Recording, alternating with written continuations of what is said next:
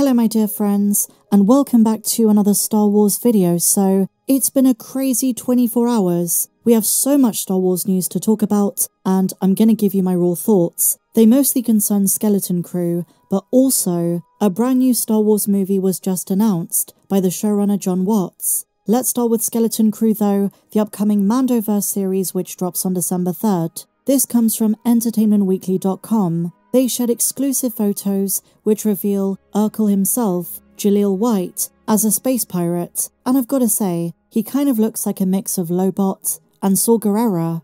And as you're gonna come to see from this article and comments from the creatives who worked on it, this show is a tribute to old school pirates movies. The new description for the show says this: Skeleton Crew will tell the tale of 4 children who discover a secret, then get into a series of adventures as they attempt to find their way back to their home planet. And it seems their journey will pit them against some fearsome foes, namely pirates. And not just this, my dear friends. We have official confirmation of the rumour. Jude Law's character Jod Narwood is a Jedi, a very different kind of Jedi. And here is a brand new picture. As you can see, they went with a very simplistic outfit for him, and it's pretty interesting they gave him a classic flintlock pirate pistol. In the background, we have the 4 kids, notably Neil on the far right. Now here's the thing, while I'm very excited for this show, I'm a little bit concerned with some of the costuming and the overall look of it. While the trailer was badass, and while I'm sure it's going to be a very fun show, I can't lie, I wish they'd gone a bit further with the originality of the character design. But I do understand what they're going for, 1980s retro futurism. On the left we have Vane from The Mandalorian Season 3, then we have Wolfman, which we spoke about in a previous video. His official name, the official name of this pirate, is Brutus, and then the Gran with the eye patch is called Pax, and the character of note, played by Jaleel White, is called Gunter. But I'm excited because he's a wonderful actor and a massive household name.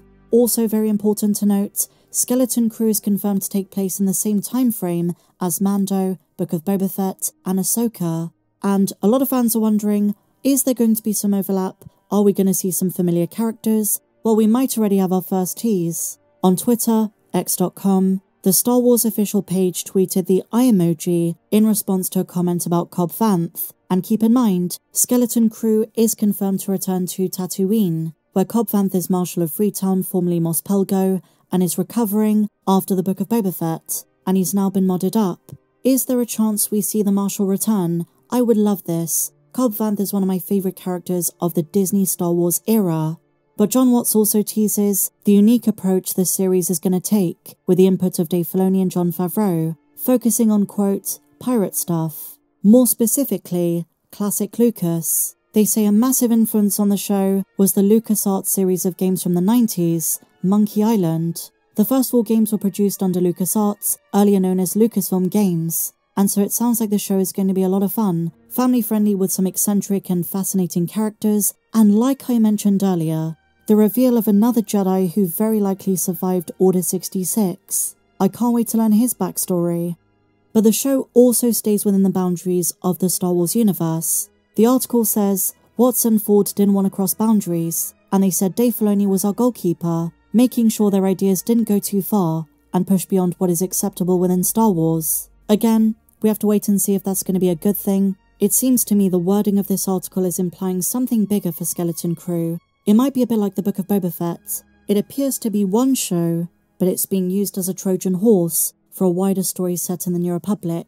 So look out for some big connections, because I suspect there's going to be more than you think. They talk about adhering to a certain canon, and Dave Filoni as CCO overlooked every decision, and if Filoni's involved, and Jon Favreau, Bryce Dallas Howard, don't be surprised to maybe see Din Djarin, Cobb Vanth, Boba Fett. Who knows? I personally would love to see Hondo, but of course they're not going to reveal it this soon. December 3rd. And staying on the subject, we have major news that might be a sign another Star Wars movie could be announced. Jon Watts just signed a massive deal with Disney Studios. Watts and his production company Freshman Year have been staked for a first-look feature deal with Walt Disney, and under the new deal it means Watts will direct feature-length projects, and like I say, this could be a major sign for Star Wars. I'm guessing Skeleton Crew went down really well with Lucasfilm, contrary to earlier rumours.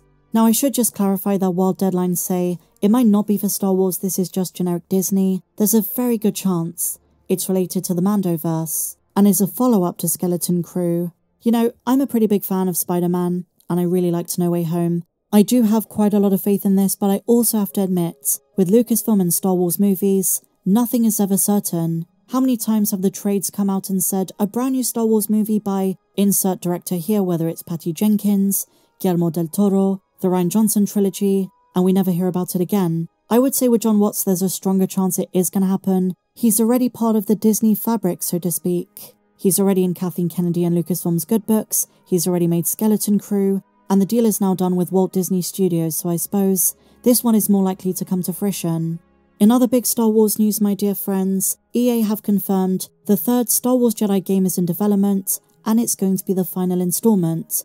The end of an era, but not the end of Cal Kestis' story. We always knew this was going to be a trilogy, but it's now been confirmed. One more game, and if the first two are anything to go off, the third installment is going to be very popular and a banger. I also want to remind you of the fact, at least to my mind, the Jedi games are some of the best Disney Star Wars stories we've had. Cal Kestis and BD-1, fantastic protagonists, and like many have stated, myself included, in previous videos, I'm hoping he comes into live action in the Dave Filoni movie further down the timeline. But a caveat before we get ahead of ourselves, while some fans think this is going to be a massive upgrade for the character, I want to remind you, 40 million people played the first two games. That is a lot.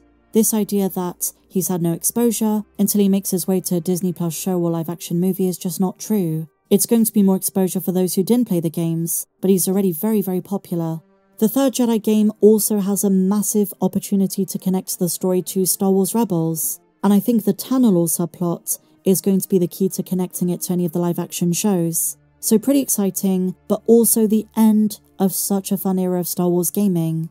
Laura Miele, President of Entertainment and Technology at EA, discussed this series as part of the company's future plans, saying this: over 40 million Star Wars fans have connected with Cal Kestis and his arc of becoming a powerful Jedi. Respawn is working hard to bring the final chapter of this thrilling story to players. So there you have it, my dear friends, confirmation of the third and final game in the fantastic Jedi series.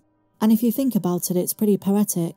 Star Wars loves a good trilogy, whether it's the OT, the prequels, the sequels. Some people are even saying the Gilroy-verse, Andor Season 1, Season 2, and Rogue One. Well, now there's another, Fallen Order, Survivor, and the final installment, which is going to wrap things up.